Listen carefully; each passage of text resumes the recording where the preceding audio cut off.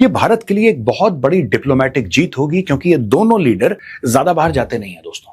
जैसे Donald Trump है, हर दूसरे दिन वो कहीं और मिलते हैं आपको। ये दोनों लीडर ज्यादा घूमते घामते नहीं हैं। व्लादिमीर पुतिन फिर कभी चले जाएं, शी जिनपिंग को बाहर जाते हुए बहुत कम देखा गया है। सो बॉर्डर के ऊपर क्या है, ये भी इंडिया की तरफ से एक आप समझ ले धमकी है टू दी चाइनीज़ कि भाई अगर तुमने गड़बड़ की हमारे साथ वहाँ पे, तो हम आपके साथ एक अच्छा रिलेशनशिप बनाने में कामयाब नहीं होंगे। भारत ये चाहेगा कि चाइना के साथ ट्रेड बढ़े, लेकिन बैलेंस ऑफ ट्रेड ठीक रहे, प्लस जो बॉर्डर इश्यूज ना चाइना के साथ वो सॉल्व करे। देखिए, बहुत कोशिश करी अमेरिका ने कि क्वाड को वेपनाइज कर दे, बहुत कोशिश करी अमेरिका ने, भारत ने।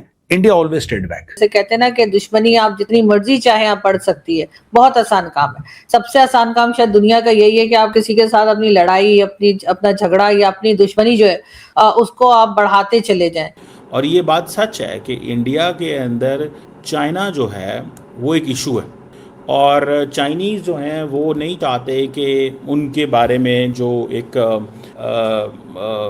व्यू है कि वो एग्रेसिव है, वो भी नहीं देना चाहते इतना लंबा चौड़ा।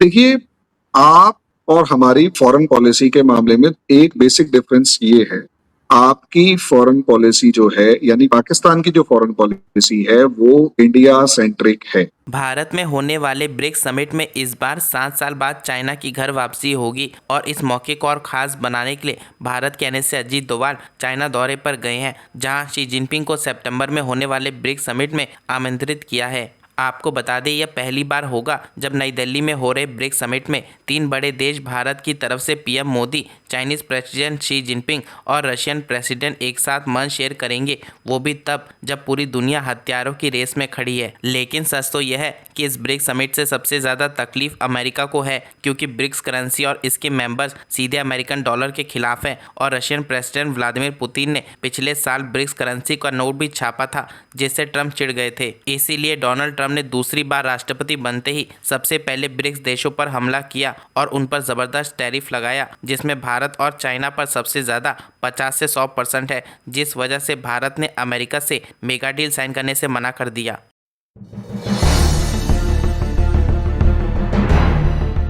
सितंबर 12, सितंबर 13 को होने वाला है भारत के अंदर ब्रिक्स समिट, और जैसा हमने आपको बताया था, व्लादिमीर पुतिन की हां है।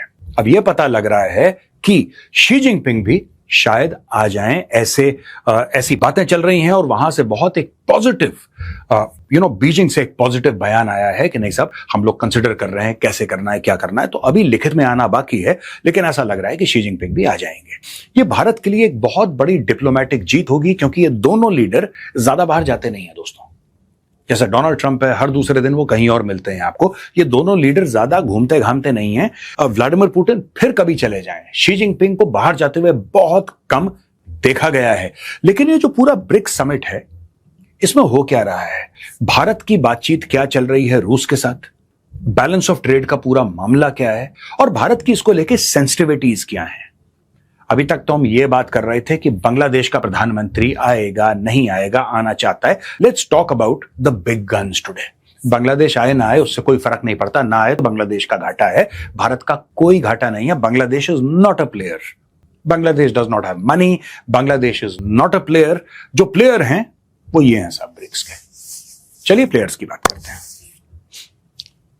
7 साल के बाद हो सकता है कि शी जिनपिंग भारत आए, और major diplomatic reset in the making इसको कहा गया। आपको पता है कोविड के बाद पूरी दुनिया के क्या हाल हो गए थे। आपको यह भी पता है कि गलवान के बाद भारत और चाइना के जो रिश्ते थे वो बिल्कुल जिसको कहते हैं कि ऑलमोस्ट क्रैश हो गए थे, ऑलमोस्ट क्रैश। भारत से फ्लाइट जाना बंद, हर एक किस्म की बातचीत जो थी सिर्फ बॉर्डर पे बात हो रही है फौजियों के बीच में। लेकिन अब एक रीसेट हो रहा है टाइज पे, एक रीसेट हो रहा है, और पूरी दुनिया चेंज हो गई है। खासतौर से ये जो लड़ाई हुई है दोस्तों ईरान और अमेरिका के बीच में, इसकी वजह से लोगों को एक अलग नजरिया कुछ मिला है। लोग देख रहे हैं अलग पर्सपेक्टिव से। वो पर्सपेक्टिव क्या है ये भी हम समझ लेते हैं। First India visit in 7 years, 2019 में आए थे शी जिनपिंग, अब आ रहे हैं। 400 मेंबर का डेलीगेशन, ये भी कहा जा रहा है कि पहले आए थे 200 मेंबर को लेके, अब आ रहे हैं ये 400 मेंबर का डेलीगेशन लेके। बहुत बड़ा डेलीगेशन है, जिसमें जाहिर सी बात है most of them will be business people, क्योंकि भारत कोई भी आएगा या कोई भारतवासी जो है या प्रधानमंत्री मोदी चाइना जाएंगे तो बिजनेस की ही बात करेंगे, और किसी की बात तो क्या ही होनी है। तो they gonna talk big money, they gonna talk big business. आज की तारीख में भारत और चाइना का जो ट्रेड है, annual trade, that is $151 billion, यानी कि 151 अरब डॉलर सालाना। ये ट्रेड है भारत और चाइना का। बहुत सारे ऐसे इलाके हैं जहाँ पे चाइना जो है वो इंफ्रास्ट्रक्चर डेवलप कर रहा है, बहुत सारे ऐसे इलाके हैं जहाँ पे इंडियंस इंफ्रास्ट्रक्चर डेवलप कर रहे हैं। सो ये एक चीज़ें हैं। तो वो कहते हैं कि ये सारा जो फेस ऑफ है, इससे बचने के लिए बेहतर चीज़ ये है कि हम people to people contact and connectivity की बात करें। सो डायरेक्ट फ़्लाइट जो हैं वो रिज्यूम होगी। टूरिस्ट और बिज़नेस वीज़ा जो हैं वो कैलाश और मैनसरोवर यात्रा के लिए दिए गए। इस तरह की सारी चीज़ें जो हैं वही इकोनॉमिक इंगेजमेंट जो है वो काफ़ी हुई।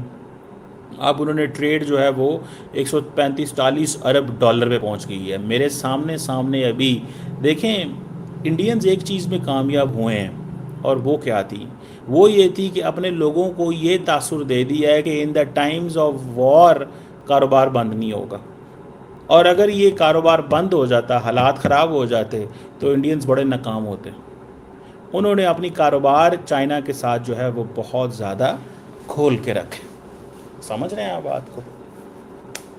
कारोबार खोल के रखे, ऐसे नहीं है कि उन्होंने उसको खोल के नहीं रखा।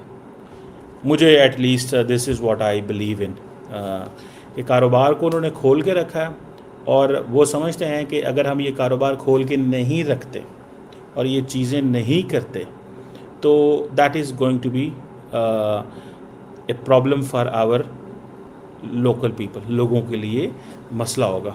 आपकी फॉरेन पॉलिसी जो है, यानी पाकिस्तान की जो फॉरेन पॉलिसी है, वो इंडिया सेंट्रिक है।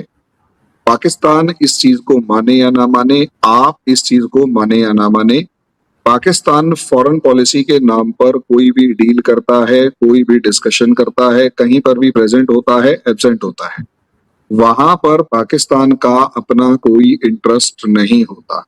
वहां पर सिर्फ और सिर्फ एक चीज देखता है पाकिस्तान के, भाई इस डील से, इस पैक्ट से पाकिस्तान को इंडिया के कंटेक्स्ट में कुछ फायदा होगा या नहीं।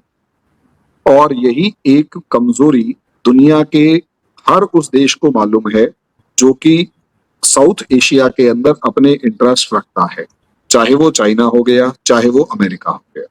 और आरजू जी, बिल्कुल सिंपल बात है, जो सबका होता है वो असलियत में किसी का नहीं होता।